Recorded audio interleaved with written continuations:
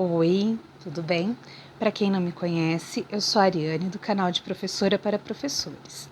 Nosso canal fala sobre temas pertinentes à educação, que são tanto de interesse dos professores quanto dos estudantes e da comunidade escolar.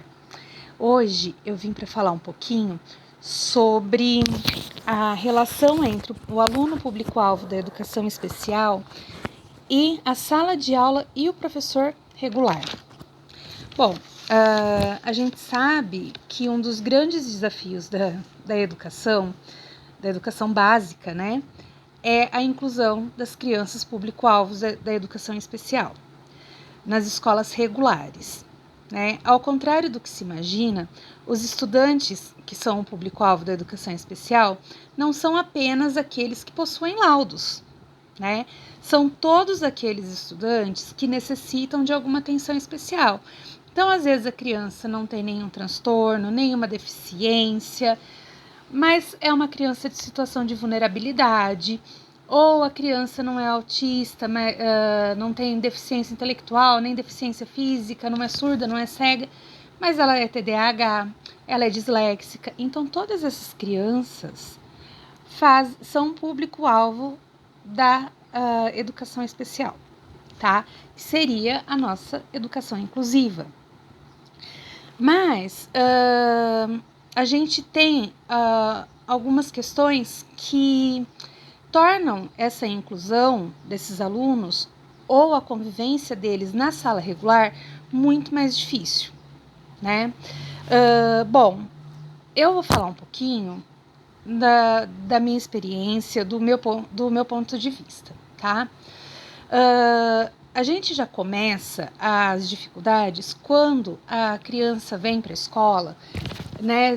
Principalmente na educação infantil, isso tem acontecido nos últimos anos, que a criança vem sem laudo, né? Ou até mesmo sem uma hipótese por parte da família, porque a família não viu nada de diferente e a escola, com a experiência que tem, com o olhar que tem, acaba identificando alguma coisa, né?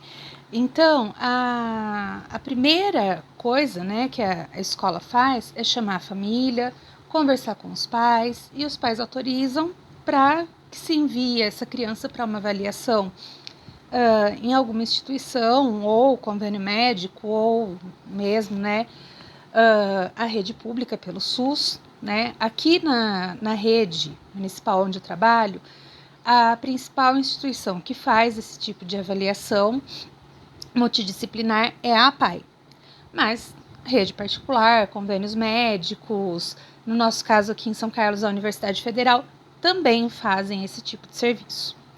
Então, quando a gente encaminha essa criança para avaliação, a gente já começa com uma rede relativamente grande, que encaminha todas as crianças basicamente para os mesmos lugares. Então, já há uma fila para avaliação dessa criança. E até então, se a criança, nessa escola onde essa criança estuda, conta com uma sala de recurso, esse professor pode fazendo algumas intervenções com essas crianças, né? Alguns atendimentos, caso haja, vamos dizer, um espaço na agenda desse profissional, que já acaba, na maioria das vezes, muito sobrecarregado pela quantidade de crianças já laudadas ou crianças que necessitam de uma observação por parte do profissional da educação especial para que se possa encaminhar. E na maioria das vezes, a gente acaba dando prioridade tanto para o atendimento dos alunos laudados, quanto dessas observações, né? Embora isso não seja certo e talvez nem justo.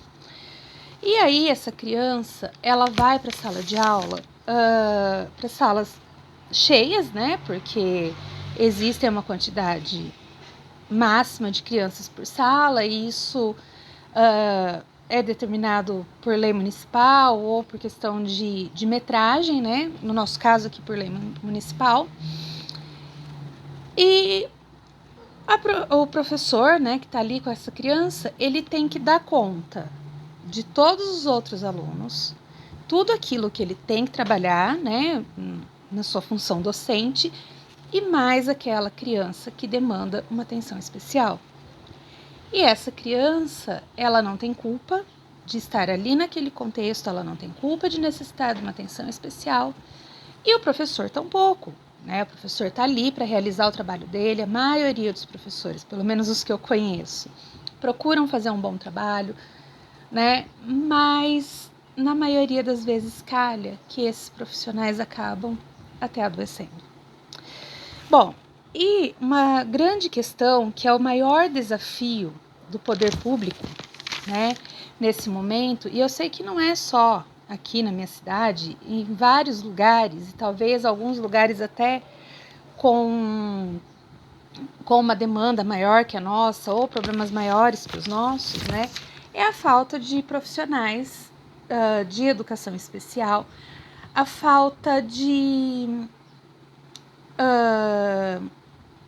não sei se seria a palavra certa, competência, ou organização, ou até mesmo, não sei, quaisquer outros aspectos que fizessem com que essas prefeituras ou redes estaduais contratassem esses profissionais com uma agilidade maior, que seriam os cuidadores, né, para aquelas crianças que precisam de ajuda com fralda, com alimentação, um sair da sala quando ela não suporta mais estar ali, ou quando ela não quer dormir e os coleguinhas querem dormir, né, no caso das crianças de período integral, e isso acaba sendo terrível para todo mundo, tanto para a comunidade escolar, né, para as pessoas que estão ali trabalhando, para os alunos, para a direção, para as famílias também que estão ali na escola, porque é um direito da criança, né, ter a escolarização na idade certa, inclusive. E aí existe também a questão, depois que essa criança é laudada, os casos mais graves, né, que as crianças necessitam de um suporte maior, inclusive na relação ensino-aprendizagem, é quando essas crianças necessitam de um professor auxiliar. E é aí que mora hoje o maior problema, né, na capacidade do poder público de contratar esses profissionais para acompanhar esses alunos em sala de aula. Muitos desses alunos necessitam desse profissional por um período de tempo, não eternamente, porque são alunos que com o tempo passam a caminhar sozinhos. Mas existem aqueles alunos que precisam por um tempo maior e acaba sendo uma demanda muito grande, né? Pelo que a gente vê hoje, pelo menos aqui no meu município, apesar do tamanho do município, de ter um curso, né, na Universidade Federal de licenciatura em educação especial, existem várias especializações na área, como é o meu caso, eu sou especialista na área de educação especial inclusiva e educação especial com ênfase em autismo e altas habilidades e superdotação. Mas existem também faculdades particulares que fornecem as licenciaturas em educação especial, seja como primeira ou segunda licenciatura. Mas ainda são poucos os profissionais que são habilitados a trabalhar nessa área. E muitas vezes poucos profissionais que conseguem permanecer, porque não é uma área fácil. A gente, professor, pensa, né, enfrentar uma sala com 25 alunos é difícil. E muitas vezes você trabalhar com uma criança especial também é muito desgastante, né? É uma realidade, como eu já disse, não é culpa de ninguém, né? Essas crianças necessitam, elas têm direito ao atendimento. Nós temos uma lei muito completa nessa área, uma das melhores do mundo, inclusive, né, que garante o direito à inclusão das pessoas que têm a necessidade de algum tipo de inclusão, de acessibilidade e tudo mais, mas que há uma dificuldade em se cumprir essas leis, né, em oferecer a esses alunos o atendimento que eles necessitam e que eles merecem. E também por aliviar um pouco a carga desse professor que está ali para fazer um bom trabalho e muitas vezes não consegue, né? E acaba ficando frustrado, doente e tudo mais. Esse ponto de vista que eu estou dando nesse vídeo, ele é sobre a rede pública, tá? Que é o meu lugar de fala, né? Eu estou no magistério há 14 anos na rede pública, seja municipal, seja estadual, já trabalhei em algumas cidades, e a gente vê que os problemas não mudam, né? A grande parte dos problemas são os mesmos, seja aqui, seja na rede estadual, seja nos outros municípios onde eu trabalhei. E esse é um desafio que só tende a aumentar, porque hoje nós temos subsídios suficientes para que a gente consiga identificar aquela criança que não é só uma criança que, entre aspas, dá trabalho, que é difícil, mas a gente tem subsídios aí teóricos, práticos e equipes multidisciplinares que também são capacitadas a entender o que se passa com essa criança. Posso até falar um pouquinho mais em um próximo vídeo sobre essas equipes multidisciplinares. Admito que é um tema que eu preciso estudar um pouquinho mais para poder falar aqui com vocês, né? Afinal de contas, eu estou dando o meu ponto de vista e propondo mesmo uma discussão, né? Como eu sempre digo aqui no canal, com bases saudáveis, respeitáveis, para que a gente possa propor, inclusive ao poder público, maneiras de sanar ou pelo menos minimizar esses problemas, né? Que o poder público ele se torne sensível a essas questões que abrangem excelentes profissionais e que acabam tirando o direito das nossas crianças, sejam o público-alvo da educação especial ou não, de ter a educação de qualidade que eles merecem e que todos nós pagamos por isso. Então, é uma reflexão, né? Como a maioria dos meus vídeos aqui são reflexões. É claro que a gente dá uma pesquisada, a gente conversa com colegas, vê um pouquinho da própria experiência, da experiência de cada um, e são pontos que a gente precisa colocar, né? Um dia desses eu escutei de um profissional que eu admiro demais,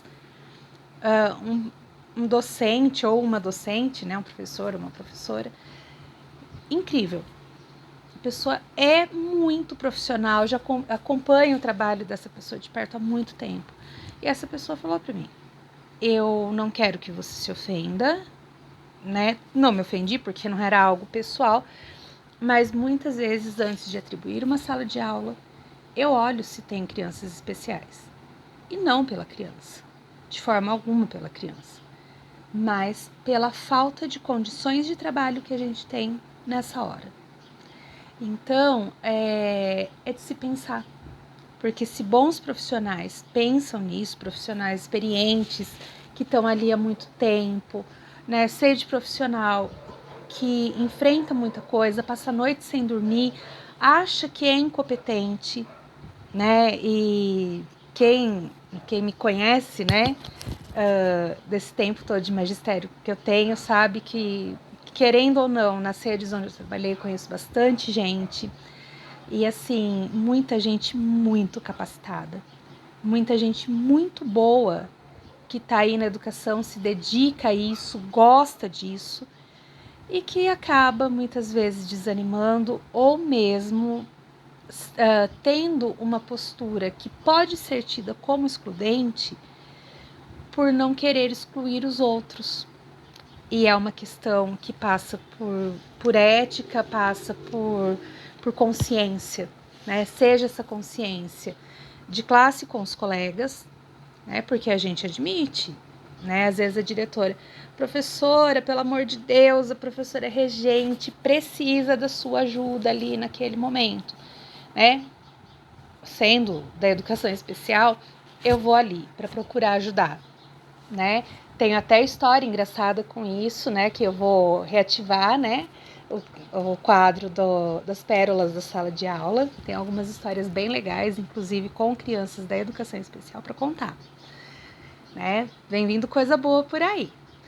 Mas naquele momento, tá, você tá disponível ali, né, para estar ali para aquela criança. E naquele momento que você não está na escola, naquele momento em que você está dando o atendimento da sala de recurso, que a criança já veio no contraturno. Então, são questões muito sensíveis.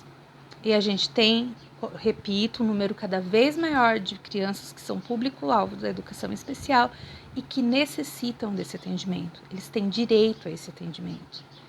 É imoral alguém pensar que essas crianças não têm o direito de estar ali.